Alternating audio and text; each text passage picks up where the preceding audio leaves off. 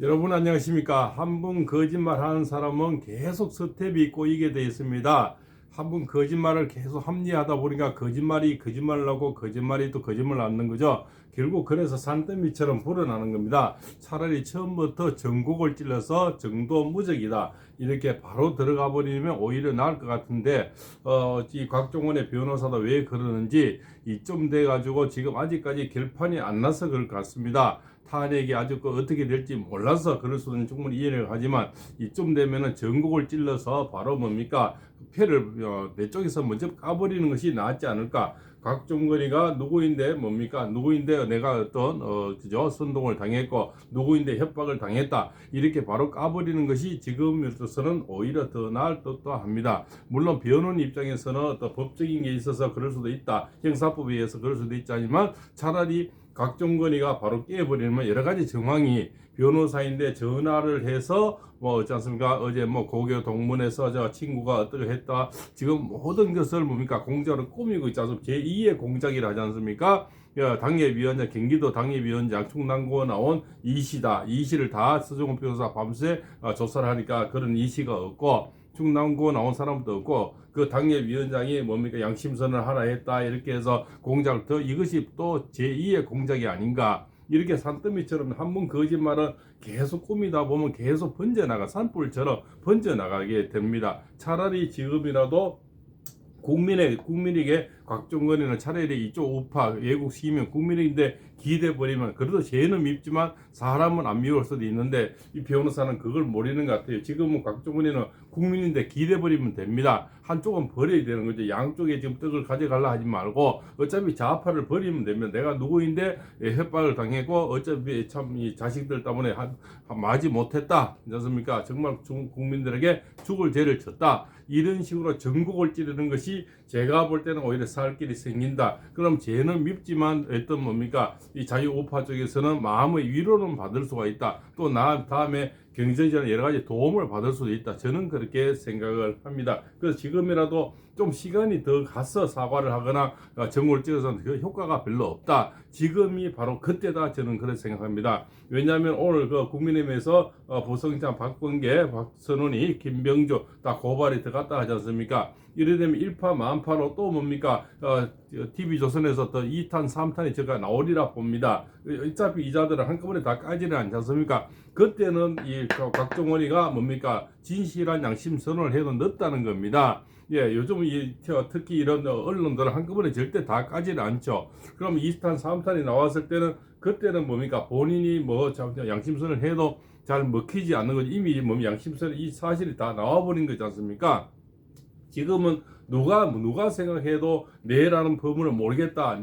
이를 내라면 뒤집어 쓰겠다. 국민의힘에서 내란 죄로 덮을 이유가 뭐 있습니까? 그런데 이자들은 이쪽에 더불어민주당에서는 뭡니까? 국민의힘에서 뭡니까? 내란 죄를 협박을 했다. 이렇게 또 갖다 뒤집어 세우는 이게 제가 전 방송에서 이미 저쪽에서는 공작을 하고 있을 거다. 뭔가 뒤집기를 그저 안달이 걸려 하고 있을 거다. 이런 말씀을 제가 드렸는데 이미 이쪽에서는 뭡니까?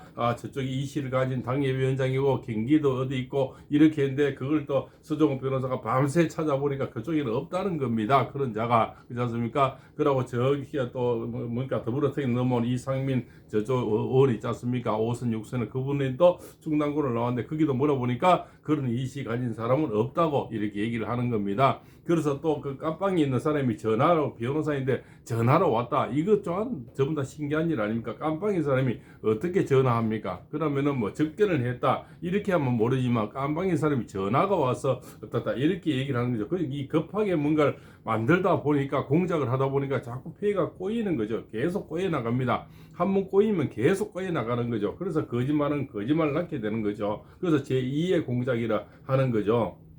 그래서 이 국민의힘 당협위원장에는 그런 자가 지금 없다 이렇게 얘기가 되고요. 또 한덕수 이 국무총리를 탄핵을 했는데 그 동안에 뭡니까 최상무계가 했던 법적인 어떤 행동 이런 것은 우리가 뭡니까 한덕수 국무총리가 돌아왔을 때 만약에 추인을 해주지 않으면은 그 자체가 전부 효과가 없다고 얘기를 하는 겁니다. 효과를 받으려면은 한덕수 총리가 추인을 해줘야 되는데 그럼 정계선하고 조한창은 두 사람은 현재는 불법이 되는 겁니다. 그래서 지금 헌재 안에서도 지금 평의를 하지만 상당히 난항에 지금 처해 있다. 이 두 사람을 빼고 해야 된다는 거죠. 만약에 추인을 안 해주면 나중에 이 사람은 불법이 되는 거고 현재 재판관이 아니라는 겁니다. 그러면 나머지 6명 가지고 평의를 해야 되고 결국적으로 거기서 선고를 해야 된다는 거죠. 이 두 사람은 법적으로 그렇다는 겁니다. 한덕수 총리가 돌아올 때 이 최상무가 임명한 자들이기 때문에 추인을 해주지 않으면 이 두 사람은 현재 불법이 되는 거다입니다. 그래서 나머지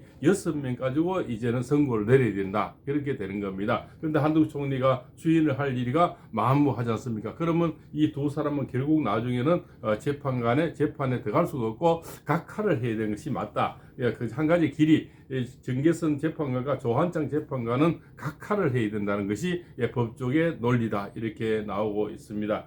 그래서 이 곽종근의 어떤 운명은 굉장히 신약한 사주고 신약한 마음이 연약한 사람입니다. 이런 자를 굉장히 협박하고 공갈하고 그렇지 않습니까? 또 이렇게 하기는 굉장히 쉬웠겠죠. 그렇지 않습니까? 또 경제적으로도 어려웠고 대출 관계도 있고 대출 이자도 있고 또 자식들이 아낄 때 있고 특히 군인들은 이 연금이라면 벌벌 떨지 않습니까? 그 연금에 대해서 협박을 하고 또 내란 대로 뒤집어 씌운다니까 연금도 막힐 거고 별도 떨어질 거고 아마 앞일이 캄캄했을 겁니다. 그런 거에 대해서는 협박이 들으니까 협박이 잘 먹혔다고 봅니다. 지금은 아마 변호사가 또 이렇게 실들을 치는 거는 혹시나 형사법 때문에 그럴 수 있다. 저는 그런 생각이 되지만 지금이라도 완전한 양심 고백을 하면서 2탄, 3탄이 더 나오기 전에 본인이 먼저 까버리는 것이 오히려 본인이 살 길이 아닌가. 그래서 오히려 그렇지 않습니까? 그러면 죄는 밉지만 사람은 안 미워할 수 있는데 더 숨기고 다른 공작을 하다 보면 나중에는 죄도 밉고 사람도 미워지면은 자 더불어 청사 저기도 팽당하고 여기도 팽당하는 거죠.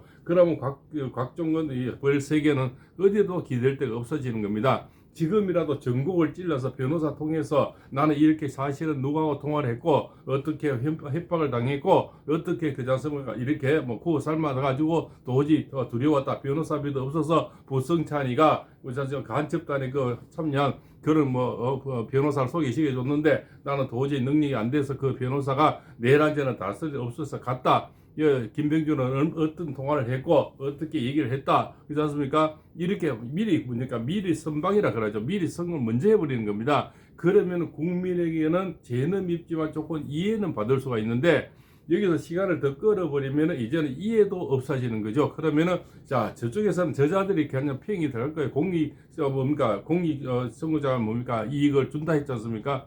공익신고자로. 그래서 조사를 해보니까 뭐다? 또 이렇게 그렇게 공익신고만 돼 있지 어떤 허락이라든가 이런 절차는 아니라는 겁니다. 그러면 이자는 곽종근이는 결국은 더불어민주당에서 그저 더불어 하다가 더불어 버리는 카드가 되는 거죠. 팽당한답니다.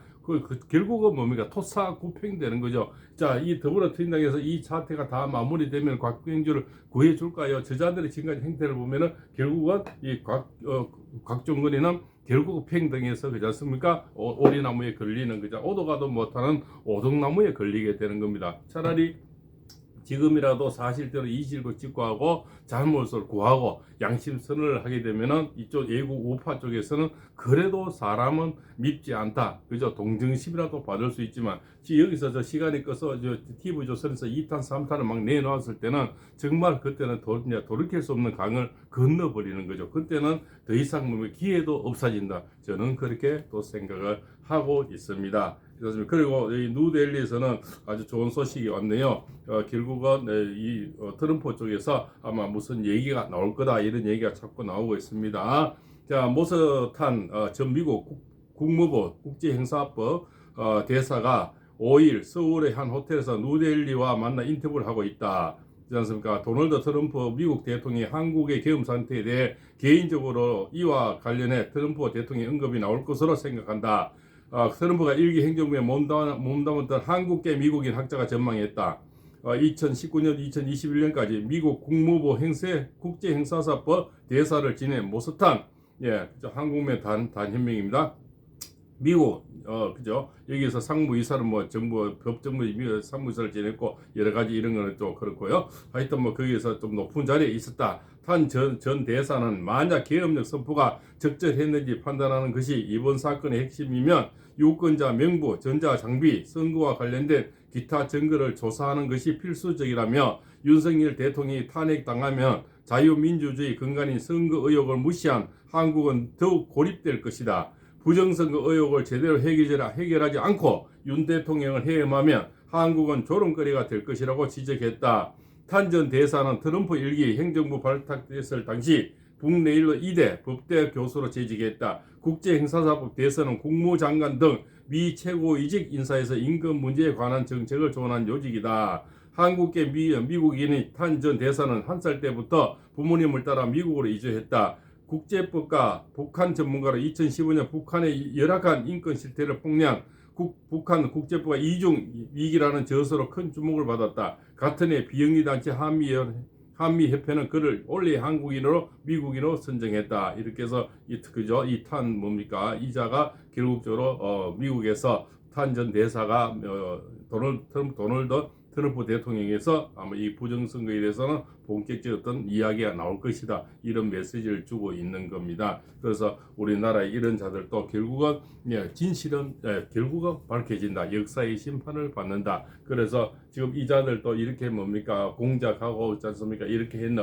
또 내란들 선동을 했는 이게 영내란 선동이죠. 영내란이 있지 않습니까? 이런 걸 한 이런 자들도 결국은 역사의 심판을 다 받아야 되고 또 무고하게 지금 대통령을 가둬놓고 풀어주지 않는 판사 또 함부로 영장 쇼핑한 판사들 또 한 번 없는 법을 만져 기재해준 이순영이 모두 지금 앞으로 역사의 심판을 분명히 받는다. 오동훈이 공수 저장 당연하겠죠. 그죠? 그자는 뭡니까 꼭두수 하시지만 결국적으로는 그자도 역사의 심판을 받는다. 아직까지도 조금은 믿는 구석이 있어서 다들 견디고 있는 것 같습니다. 그러나 결국은 뭡니까 5분에 뭡니까 박세현이 그렇지 않습니까? 우종수 전부 다 역사의 심판에 오를 날이 곧 다가온다. 그러고 정계선 조한창 이런 자들도 결국은 한덕수 국무총리가 왔을 때 벌써 초인을 하지 않으면 결국적으로 이 자체가 불법이 된다는 재판가로로 인정을 못 받는다는 겁니다. 그러면 6명이 결국은 뭔가 선고를 내려야 된다. 이런 결론이 나오게 된다는 겁니다. 그래서 곽종근이는 이 변호사도 잘 생각을 해야 된다. 지금은 그냥 얼버무리면서 다시 제2의 공작을 만들지 말고 차라리 국민 앞에 솔직히 고백하면서 양심선언을 하면서 죄를 좀 청하는 것이 어쩌면 더 크게 보면 살 길이라는 것을 변호사도 생각해 보기 바랍니다. 팔봉서입니다.